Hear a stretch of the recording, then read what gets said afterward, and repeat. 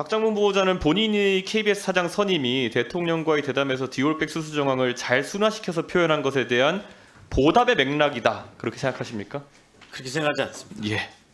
이 부분은 저랑 생각이 아주 일치합니다. 왜냐하면 원래 제 경험으로 대통령 고마운 걸 모르는 사람이고 자기만 알고 어차피 도움을 받아도 이 보답은커녕 해코지하는 사람입니다. 그렇기 때문에 제가 너무 잘 알아요. 후보자님, 네. KBS 사장이라는 게 이사진이 선임하긴 하지만 구조상 실질적 임명권자가 대통령이다. 이런 시각에 동의하십니까? 임명권자는 대통령입니다. 예, 그렇죠. 박장문 보호자는 본인이 KBS 사장 선임이 대통령과의 대담에서 디올백 수수 정황을 잘 순화시켜서 표현한 것에 대한 보답의 맥락이다. 그렇게 생각하십니까? 그렇게 생각하지 않습니다. 예.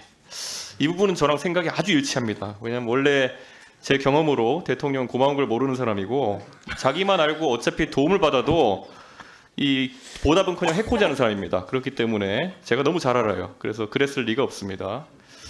자, 그리고 뭐 지금 사실상 선임했다고 해가지고 또 뒤통수 칠지도 모르는 겁니다. 전임 사장님 상황을 보면은 대통령이 원래 그런 분이잖아요. 네, 그래서 그런 상황도 있으니까 저는 다른 야당 의원님들이랑 조금은 생각이 다릅니다. 이게 보훈 인사다 이런 생각은 하지 않고요. 그래서 저는 보답이라기보다는 박장문 보호자를 통해서 대통령이 실현하고 싶은 것이 있었을 것이다. 저는 그것을 보지 않으셨을까라는 생각합니다. 대통령이 박장문 보호자를 지명했을 때 자기 대통령 KBS 공약을 실천하고 싶어서 그랬을 거라 좀 보는데 대통령의 KBS 관련 공약이 뭡니까? 한번 설명해 주십시오. 공영성을 강화하고 예.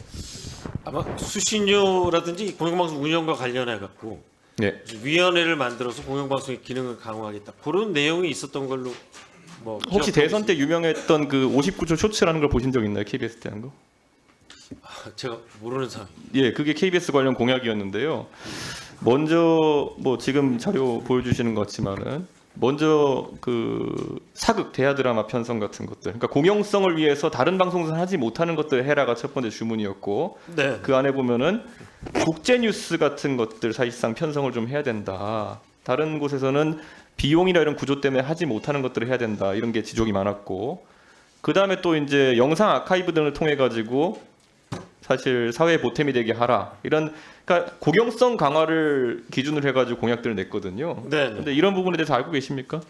네. 예. 근데 사실 이게 후보자가 아까 얘기한 것 중에 보면 재정적 안정성, 이 서면 답변을 보면 재정성 안정성과 글로벌 제작 역량 강화를 진행하겠다 했는데 재정적 안정성과 글로벌 제작 역량 강화가 이게 병행 가능한 겁니까? 아니면 선후 관계가 있는 겁니까? 이게 왜냐하면 둘이 동시에 하겠다는 거는 재정 안정성을 위해서 비용을 줄이고 역량을 강화하겠다 그러면은 사실 언뜻 이해가 안 가거든요. 이게 양발로 동시에 발차기하겠다 뭐 이런 건가요? 아니, 충돌 소지가 있는데요. 예. 저희가 이제 1TV가 51개, 2TV가 31개의 프로그램이 있는데 예. 지금까지는 다 이렇게 배분하는 형식으로 제작비를 나눠줬다면 이제 선택과 집중을 통해서 말씀하신 글로벌 시장을 공략하는 거는 예산을 좀 집중하고 예. 다른 부분은 좀 효율화하겠다. 제가 이번에 사실 이 부분에 다시 한번 물어보는 건요. 제가 과방위하면서 계속 KBS 관계자를 나오면은 국제뉴스 편성이나 아니면 이런 부분은 KBS가 앞장서야 된다. 다른 방송사들은 비용 구조 때문에 안 된다. 그렇게 얘기했는데 최근 들어가지고 KBS 해외 지국이 오히려 8개에서 7개로 줄었죠. 네, 줄었습니다. 그리고 상주 특파원 수는 17명에서 11명으로 줄었죠. 6명이나 크게 줄였는데 이게 맞습니까 그러면? 뭐 저희가 이제 비용 절감 때문에 그럼 비용 절감이 방향인 거지. 그러면 이건 뭐 국제 제작 역량 강화하는 게 아니잖아요. 네, 그 대신 뭐 특파원이 많은 뉴스를 생산하긴 하지만 네. 그 외에 다른 소스로 글로벌 24라든지 세계는 지금 같은 경우는 아니 다양한 그러니까 특파원을 외신을 하셨으니까 통해서 아실 텐데 그럼 런던 지국 계셨으니까 아실 텐데 우리가 영국에 대한 어떤 뉴스를 파악하려 그러면 현재 특파원이 인맥도 만들고 또 그리고 관계자 취재를 해야지 알 수 있는 거지. 어떤 방법이 있나요? 혹시 그럼 다른 방법이? 그 방법이 가장 좋습니다. 의원님 말씀이 맞습니다. 그러니까 지금 이 답변이 이 안에서 굉장히 모순된 것처럼 보이는 게 아까 제가 말했잖아요. 두 발을 동시에 들어 발차기하겠다. 그러면 무조건 자빠지거든요. 네, 지금 답변이 거의 그런 상황이라 가지고 이거 더 명쾌한 답변을 제가 요구할 수밖에 없는 상황이고요. 그 사실 재정 안정성을 강화하겠다. 이거에서 이제 사람 자르겠다 같은 얘기. 아까 김장겸 의원님도 질문하셨나요? 그 비용 구조나 이런 거에 대해서는 인건비 과다하다는 구조는 알겠는데 그럼 사람 자르겠다는 겁니까? 아니 근데 저희가 구조조정을 법적으로 굉장히 강하게 네. 여러 가지 규제가 많기 때문에 쉽게 할 수 없습니다. 그럼 또 사람 안 자르겠다는 거예요? 그 인건비를 줄이겠다라기보다도 이제 좀 효율화해서 그럼 임금을 깎겠다는 겁니까?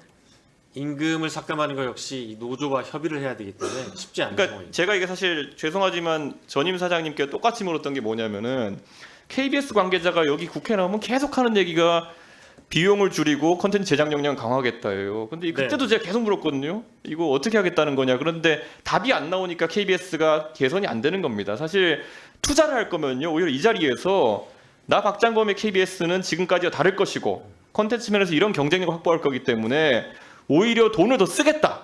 일시적으로 적자가 늘어날 수 있겠지만은 나중에 그 투자에 대해서 리턴이 있을 거다. 이런 걸 설파하셔야 되는 거고 그게 아니면 지금 박민 사장과 다른 게 뭡니까? 똑같은 겁니까? 일단 저희가 법을 지키면서 비용 절감에 최대한 나서고요. 그 사람 자르겠다. 그 구조조정하는 거는 법에 따라 진행해야 되는데 사람 안 자르겠다 그러면 특별 명태를 계속해서 진행하겠지만 예. 강제로 구조조정할 수는 없는 상황입니다. 그럼 어쨌든 인원을 줄이겠다는 의지는 있으신 건가요? 네네. 예. 뭐 사실 이게 어떻게 되는 건지 듣고 계신 국민들께서도 약간 헷갈릴 부분이 있을 것 같은데요.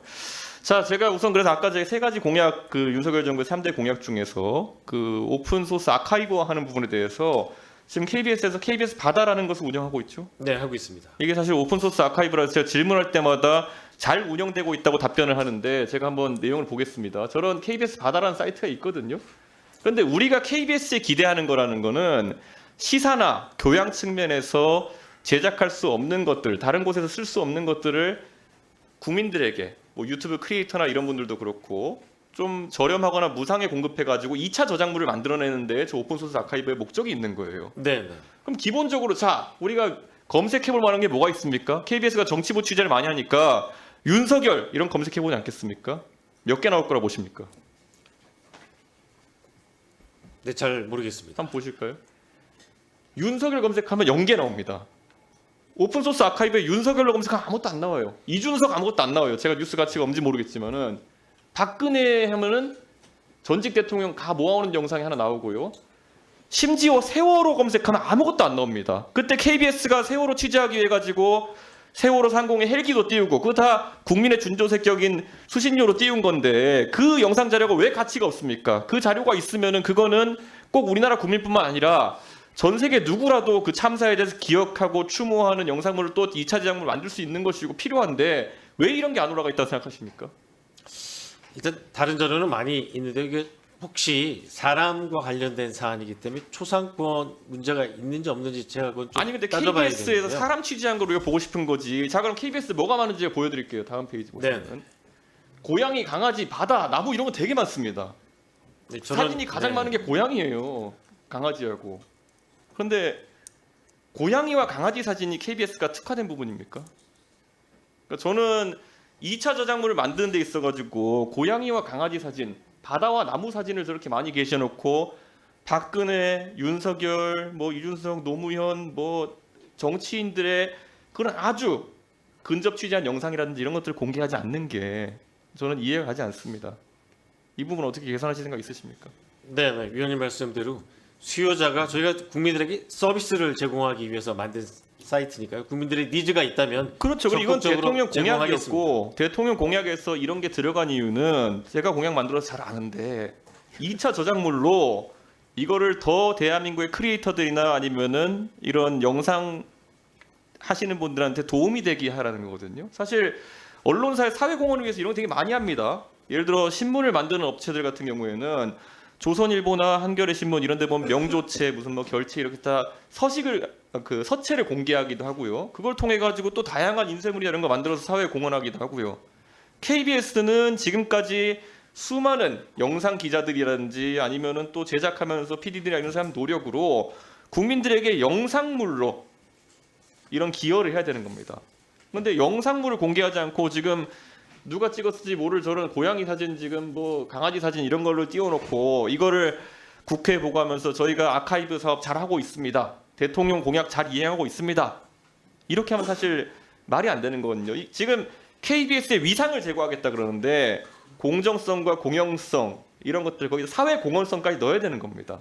네, 알겠습니다. KBS가 하는 일이 우리가 흔히 KBS 항상 구호로 얘기하는 것처럼 수신료의 가치라고 하는 거는 보도 공정성이나 아니면 여러 가지도 있겠지만은 이런 사회 공헌성 KBS가 만든 것이라면은 수익 조금 얻겠다고 어디에 넣어놓고 돈 받고 파는 게 아니라 국민들을 위해서 다 열어젖긴다. 그러니까 우리에게 수신료를 내주십시오. 더 내주십시오. 이런 논리가 되는 겁니다. 저런 저작물을 다 공개해야 됩니다.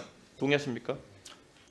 제가 이제 관련 팀 그리고 법률적 자문을 거쳐서 공개 여부를 결정하도록 하겠습니다. 적극적으로 하겠습니다. 예, 알겠습니다. 감사합니다.